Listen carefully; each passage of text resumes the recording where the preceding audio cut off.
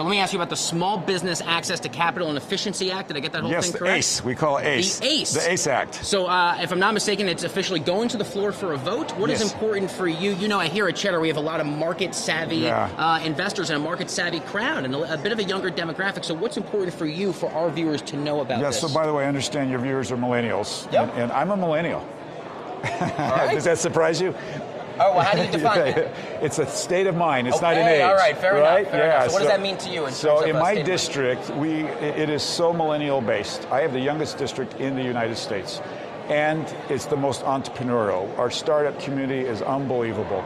And it was with them in mind that we did this bill. Access to capital is one of the most difficult challenges for them. This deals in one tiny little area of SBA loans, trying to get rid of some of the over-regulation that we have, so it's easier for them to get capital, which is so important to these small businesses. So I want to ask you, in your experience, when you speak with your constituents, what are some of these regulatory elements look like when it's red tape for these young entrepreneurs trying to get a business off the ground? In your experience, you're hearing them come to you and say, we got to get these shackles off. But what does that regulation mean?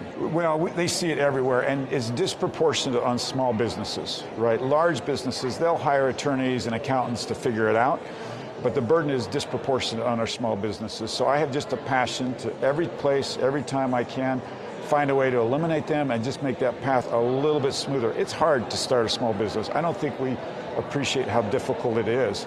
And the number of businesses that actually succeed are so few that we need to do everything we can to make that path just a tiny bit easier for them. We interview a ton of amazing CEOs and business entrepreneurs who increasingly, in my estimation, since working at Cheddar, have told us, hey, this is no longer the area where you have to move to New York to start a great tech company or an entrepreneur business. So make the case. Why is Utah the place to be? Hey, if you got the next big idea, this is the place to be. This is the place to be. I'll tell you, the startup climate, the entrepreneurism that you see there, the culture, the creativity. I don't think you'll find better creativity. And on top of all of that, we have an amazing quality of life. We're nestled in the mountains, we have lakes, we have rivers. So if you like to get out and bike, if you like to hike, if you like to ski, if you water ski, it is all there for you. Amazing quality of life in the district. I think objectively speaking, one of the biggest accomplishments of the Trump administration that they like to tout is the passage of tax reform last year. What have you seen specifically on the small business community in terms of benefits since the Republican-led effort last December? You know, it's huge. Everywhere I go, I like to ask people about tax reform. And it's interesting because I'll say, well, has tax reform helped you? They smile and say yes, but what's really helped is the back off of regulations.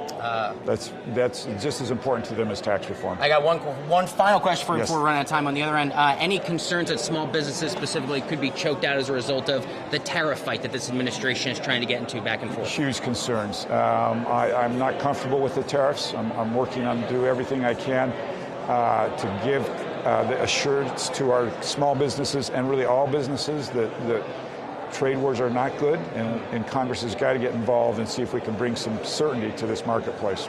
Congressman John Curtis, Republican from Utah's 3rd Congressional District. Got that right, yes, right? Yes. Good to have you here, sir. Thanks for making the time. We'll wrap it up here from Washington. Toss back to you on the floor of the New York Stock Exchange.